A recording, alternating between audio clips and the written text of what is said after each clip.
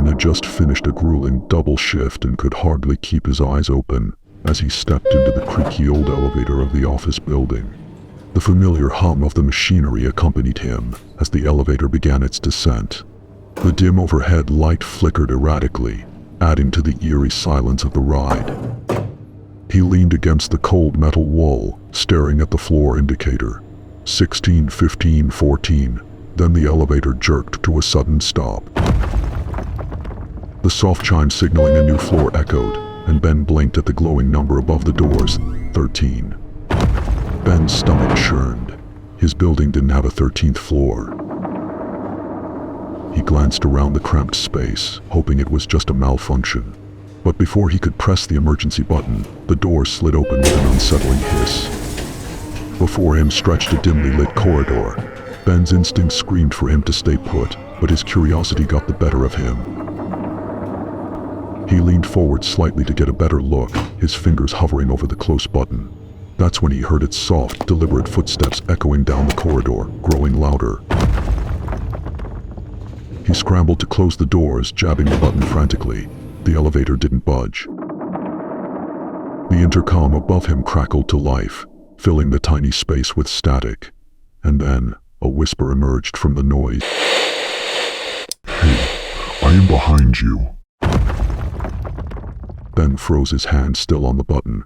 Slowly, as if in a dream, he turned toward the metallic elevator doors. Reflected in the gleaming surface was the unmistakable silhouette of a figure standing right behind him.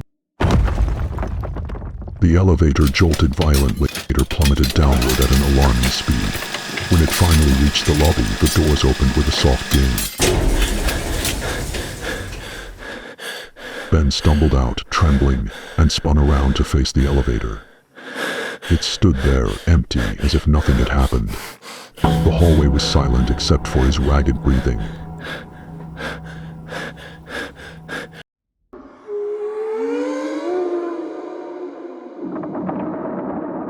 Lisa was exhausted after a long day at work. The last train home was always quiet, and she appreciated the solitude. Sliding into a window seat, she sighed as the rhythmic clatter of the tracks lulled her into a trance. But tonight, something felt different.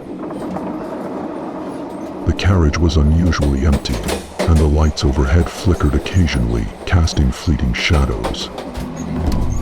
As she stared out the window, her own reflection stared back until it didn't. A second face appeared behind hers, twisted in a maniacal grin. Lisa froze. She dared not turn around, but the whisper came anyways. "Hey, I am behind you." Her breath hitched as she spun around, her heart pounding, but the carriage was empty.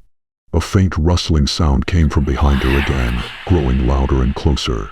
She clutched her bag, heart hammering, and stumbled toward the emergency intercom. The train screeched to a halt before she could press the button, and the carriage plunged into darkness. Her reflection reappeared in the window, but the grinning face stared straight into her soul this time. Lisa doesn't know how she made it home that night.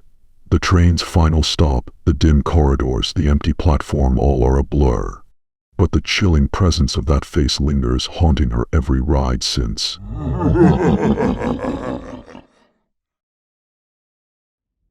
Lisa's horrifying train ride is a stark reminder that some reflections show more than just yourself.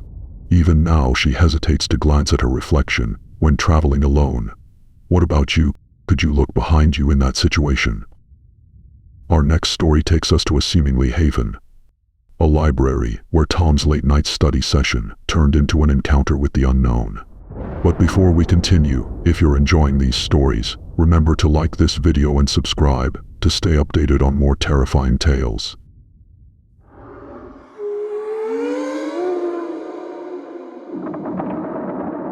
Tom had always loved the library's quiet atmosphere, especially late at night. It was his sanctuary, where he could study without distractions. That night, the library was almost empty, the faint hum of fluorescent lights the only sound accompanying him. A whisper suddenly broke the silence. At first he thought it was the wind outside, but he looked up from his book when it came again. louder and closer. The rows of shelves stood eerily still. Tom shook his head, brushing it off as his tired mind played tricks. As he bent back to his notes, another sound startled him, a thud. A book had fallen off the shelf nearby. Hesitant, he walked over to pick it up. The book lay open on the floor, its pages marred with messy, scrawled writing. The words chilled him to the bone. Hey, I am behind you. His heart pounded as the whisper returned, this time directly in his ear. He spun around, the rows of bookshelves stretching endlessly before him. Movement caught his eye. Something darting between the aisles, too fast to identify. Tom didn't wait to find out what it was. He grabbed his belongings and bolted for the exit, the whispers trailing him to the library door. Even as he left the building, the words seemed to echo in his ears, haunting him. For Tom, the library was a place of solace until that night. The whispers, the cryptic message, and the unseen presence have left a permanent mark on his life. We have more bone-chilling tales lined up in the coming episodes that you won't want to miss. Be sure to like this video, subscribe, and hit the notification bell to join us for the next spine-tingling stories sent to us by Jason, Anna, and Sam. Until then, good night.